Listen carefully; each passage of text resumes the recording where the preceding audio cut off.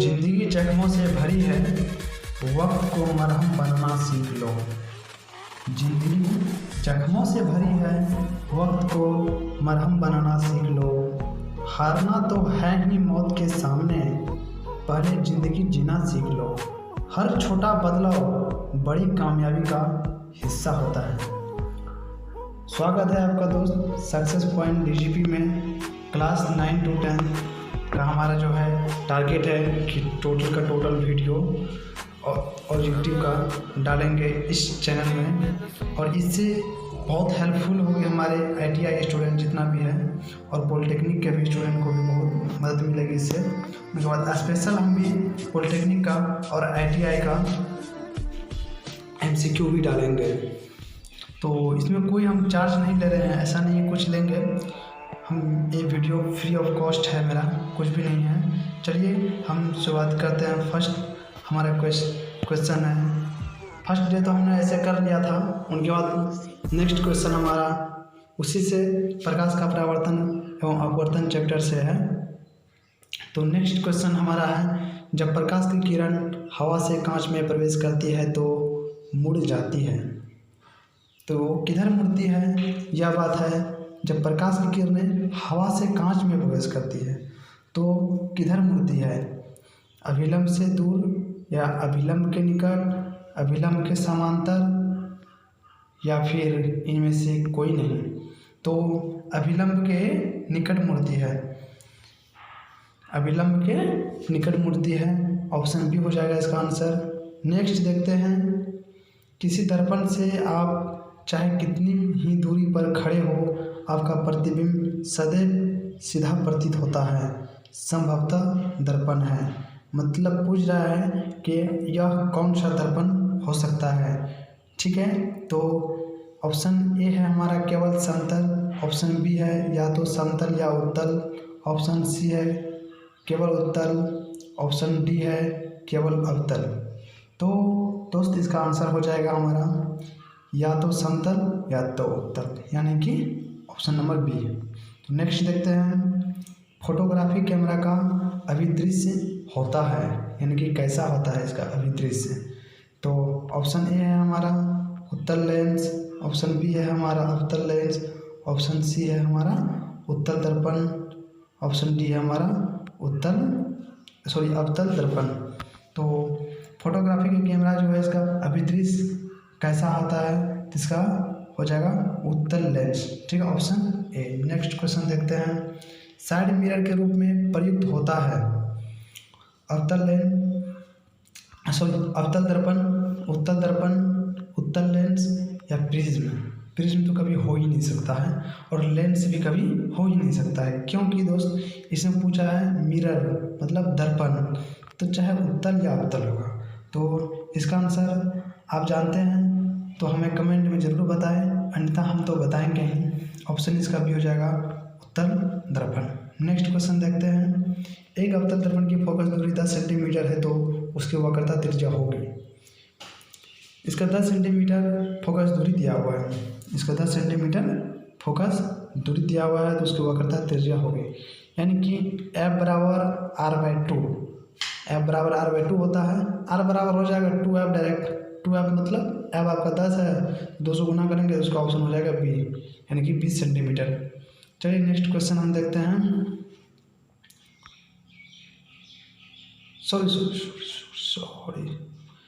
Sorry miss कर गए हम, यहाँ पे फोकस दूरी दिया हुआ है, हम कुछ और समझ लिए। एक बार हम डिवीजन करेंगे। एक अवतल दर्पण की फोकस दूरी 10 सेंटीमीटर है तो उसकी वक्रता त्रिज्या होगी, यानी कि हमको R पूछ रहा है, हम F बता दिए आपको। इसमें पूछ रहा है R क्या होगा? R बराबर क्या होता है, क्या आप जानते हैं? इसका R बराबर क्या होता है? R बराबर F/2, यानी कि 10/2, यानी कि हो जाएगा 5 सेंटीमीटर। हमारा ऑप्शन सी हो जाएगा आंसर। तो नेक्स्ट देखते हैं, किसी माध्यम के अपवर्तनांक का मान होता है, अपवर्तनांक का मान होता है sin I/sin R, sin I/sin R। हमारा ऑप्शन हो जाएगा बी नंबर, ये हो जाएगा sin I/sin R, option B. किसी माध्यम का जो है अपवर्तनांक वो sin I/sin R होता है, ऑप्शन बी होगा। नेक्स्ट क्वेश्चन देखते हैं, निर्गत किरण एवं अभिलंब के बीच का कोण को कहते हैं। निर्गत और अभिलंब के बीच जो कोण बनता है उस कोण को क्या कहते हैं? तो आपतन कोण, परावर्तन कोण, निर्गत कोण या फिर इनमें से कोई नहीं। तो क्या होगा इसका आंसर? परावर्तन कोण। इसका आंसर हो जाएगा परावर्तन कोण, ऑप्शन बी। नेक्स्ट देखते हैं, अवतल लेंस का आवर्धन बराबर होता है। अवतल लेंस का आवर्धन बराबर होता है, ठीक है, आवर्धन। तो 28 नंबर का हमारा क्वेश्चन है, अवतल लेंस का आवर्धन बराबर होता है। इसका आंसर हो जाएगा V/U, V/U, option number D, ठीक है। दोस्त हम ऑप्शन जो बोलते हैं, प्रत्येक अगर ऑप्शन आपको बोलेंगे तो हमारा वीडियो लंबा हो जाएगा और हम चाहते हैं कम समय में आप ज़्यादा हम क्वेश्चन कर पाएँ, इसलिए हम सारे के सारे ऑप्शन नहीं बोल पाएंगे तो फिर दिक्कत हो जाएगी। चलिए नेक्स्ट देखते हैं, सरल सूक्ष्मदर्शी में किसका उपयोग होता है? सरल सूक्ष्मदर्शी में किसका प्रयोग होता है? तो सरल सूक्ष्मदर्शी में उत्तल लेंस का प्रयोग होता है। तो हमारा क्वेश्चन है, सरल सूक्ष्मदर्शी में किसका प्रयोग होता है? तो उत्तल लेंस का, ऑप्शन नंबर हमारा डी हो जाएगा। तो नेक्स्ट क्वेश्चन देखेंगे, किस लेंस के द्वारा सिर्फ काल्पनिक प्रतिबिंब बनता है? आपको क्वेश्चन है, किस लेंस द्वारा काल्पनिक प्रतिबिंब बनता है? काल्पनिक प्रतिबिंब कहने का मतलब हुआ आपको वास्तविक वो नहीं बनता है, वो काल्पनिक बनता है। तो इसका हो जाएगा आपको उत्तल। किस लेंस से? तो उत्तल लेंस से, ठीक है। उत्तल लेंस जो है वो काल्पनिक प्रतिबिंब बनता है। नेक्स्ट देखते हैं, एक उत्तल लेंस होता है, एक उत्तल लेंस होता है तो आपका हो जाएगा किनारे की अपेक्षा बीच में मोटा। उत्तल लेंस का स्वभाव या उसका बोल दीजिए बनावट, आकृति, वो कैसे होता है? तो किनारे की अपेक्षा बीच में मोटा। तो नेक्स्ट क्वेश्चन देखेंगे, किसी बिंब का वास्तविक तथा समान आकार का प्रतिबिंब प्राप्त करने के लिए बिंब को उत्तल लेंस के सामने कहाँ रखें? किसी बिंब का वास्तविक तथा समान आकार का प्रतिबिंब प्राप्त करने के लिए बिंब को उत्तल लेंस के सामने कहाँ पर रखें? तो आपका हो जाएगा इसका आंसर फोकस दूरी की दोगुनी पर, यानी कि फोकस दूरी की दोगुनी पर, यानी कि 2f पर। ऑप्शन आपका बी आंसर हो जाएगा। नेक्स्ट क्वेश्चन देखेंगे, किसी बिंब का अवतल दर्पण द्वारा बना प्रतिबिंब आभासी, सीधा तथा बिंब से बड़ा पाया गया वस्तु की स्थिति कहाँ होनी चाहिए? आपको पूछ रहा है कि किसी बिंब का जो है अवतल दर्पण द्वारा बना प्रतिबिंब, यानी कि प्रतिबिंब जो बना है अवतल दर्पण से बना है और यह इसका जो रिजल्ट आया है कैसा रिजल्ट है इसका? आभासी, सीधा तथा बिंब से बड़ा पाया गया है। तो वस्तु की स्थिति कहाँ, यानी कि वो वस्तु कहाँ रखा होगा? तो ऑप्शन हमारा डी है। देखेंगे, दर्पण के ध्रुव तथा मुख्य फोकस के बीच, दर्पण के ध्रुव यानी कि दर्पण की पी और एफ के बीच। नेक्स्ट क्वेश्चन देखेंगे, किसी गोलीय दर्पण तथा किसी पतले गोलीय लेंस दोनों की फोकस दूरी -15 सेंटीमीटर है, -15 सेंटीमीटर है। दर्पण तथा लेंस संभवतः हैं। -15 सेंटीमीटर क्या है? फोकस दूरी, यानी कि एफ आपको -15 सेंटीमीटर दिया हुआ है।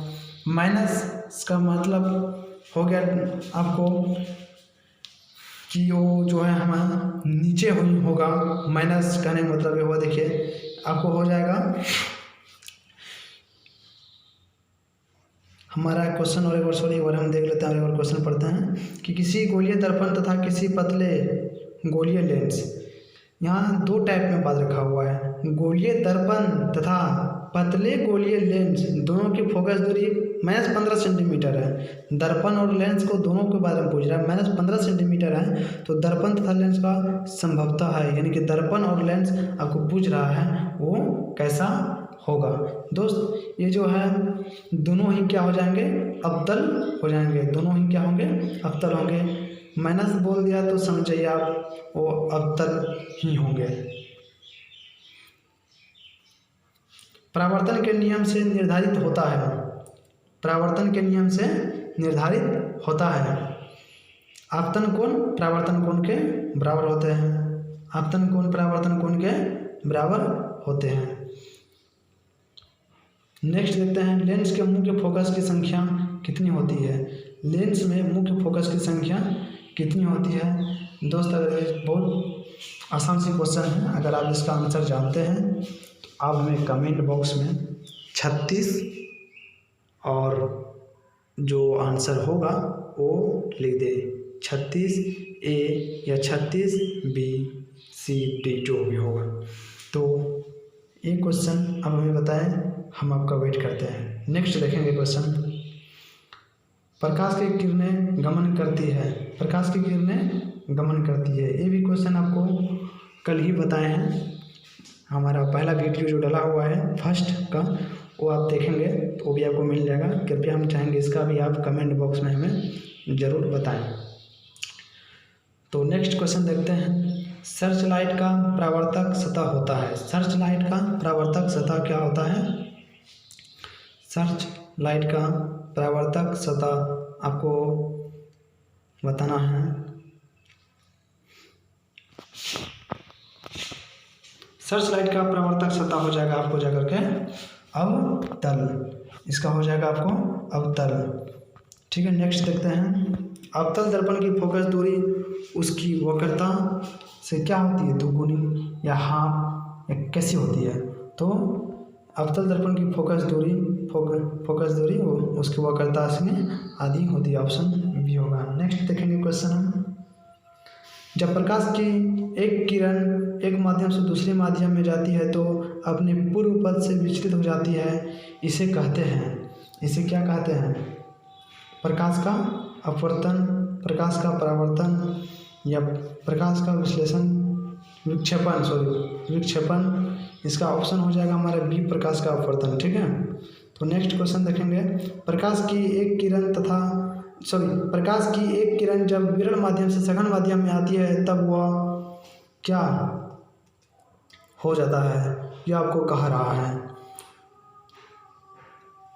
प्रकाश की किरण जब भी प्रकाश की किरण जो है विरल से सघन माध्यम में जो आता है वो अभिलंब की ओर मुड़ जाता है, वो अभिलंब की ओर मुड़ जाता है। ऑप्शन हमारा डी हो जाएगा, अभिलंब की ओर मुड़ जाता है। ठीक है, next देखते हैं, जब प्रकाश की एक किरण दो माध्यम को अलग करने वाली सतह पर लंबवत पड़ता है तो वह बिना मुड़े सीधे निकल जाती है, बिना मुड़े सीधे निकल जाती है। ऑप्शन हमारा बी हो जाएगा, बिना मुड़े सीधे निकल जाती है। नेक्स्ट क्वेश्चन देखेंगे हम, पानी से भरी बाल्टी की गहराई कम मालूम पड़ने के कारण क्या हो सकता है। आपको यह कह रहा है कि यह कारण क्या होगा, पानी से भरी बाल्टी की गहराई कम प्रतीत होता है, ऐसा किस स्थिति में हो सकता है। तो आपको बताना है कि प्रकाश का अपवर्तन होता है, इसको हम क्या बोलते हैं, प्रकाश का अपवर्तन। ठीक है, प्रकाश का अपवर्तन, ऑप्शन हमारा बी हो जाएगा आंसर। नेक्स्ट देखेंगे, जब प्रकाश एक माध्यम से दूसरे माध्यम में जाती है तब अपवर्तन होता है, मतलब कैसा होता है, आपको यह कह रहा है। तो प्रकाश की चाल में परिवर्तन होने के कारण, प्रकाश एक माध्यम से दूसरे माध्यम में जाती है तब अपवर्तन होता है। नेक्स्ट देखेंगे क्वेश्चन, सघन माध्यम से विरल माध्यम में प्रवेश करने पर आपतन कोण तथा अपवर्तन कोण में क्या संबंध रहता है। अपवर्तन कोण बड़ा होता है, सघन माध्यम से विरल माध्यम में प्रवेश करने पर आपतन कोण तथा अपवर्तन कोण दोनों ही क्या होता है, आपतन कोण बड़ा होता है। ठीक है, क्या होता है, तो इसका आपतन कोण बड़ा होता है। नेक्स्ट क्वेश्चन देखेंगे, जब प्रकाश की किरण हवा से कांच के प्रिज्म के अपवर्तन सतह से होकर प्रवेश करती है तो दूसरी अपवर्तक सतह से होकर बाहर निकलती है तब वह मुड़ जाती है प्रिज्म की आधार की ओर। इसका आंसर हो जाएगा ऑप्शन नंबर बी, प्रिज्म की आधार की ओर। जब प्रकाश की किरणें हवा से कांच के प्रिज्म की अपवर्तन सतह से होकर प्रवेश करती हुई दूसरी अपवर्तन सतह से बाहर होकर निकलती है, तब वो मुड़ जाती है। किधर मुड़ जाती है? तो प्रिज्म के आधार की ओर। चलिए हम कुछ क्वेश्चन छोड़े हुए थे, हमारा 38 नंबर का क्वेश्चन था, आपको बताए। सर्च लाइट का परावर्तक सतह होता है, तो क्या होता है सर्च लाइट का? अवतल। ठीक है, तो प्रकाश की किरणें गमन करती है वो सीधी रेखा में। ठीक है, 37 नंबर का आपका एक रहा, प्रकाश की किरण गमन करती है सीधी रेखा में। नेक्स्ट क्वेश्चन, लेंस में मुख्य फोकस की संख्या कितनी होती है? तो 2 होती है। ठीक है, तो आपको बता दिए। बाकी जो दोस्त हमें कमेंट किए हैं इसके लिए धन्यवाद। आपको हम आशा करते हैं कि आप पढ़ रहे हैं, हम जो वीडियो डालेंगे उसको भी आप ज़रूर टेस्ट हमारा देंगे। हम आपसे यही चाहते हैं कि आप हमारा वीडियो जितना भी इसका डालते हैं वो आप देखें और आपको अच्छी तरह से सारी चीज़ की जानकारी हो और अच्छे से अच्छे आप मुकाम हासिल करें। चलिए दोस्त, ठीक है, नेक्स्ट डे फिर मिलते हैं। थैंक्स।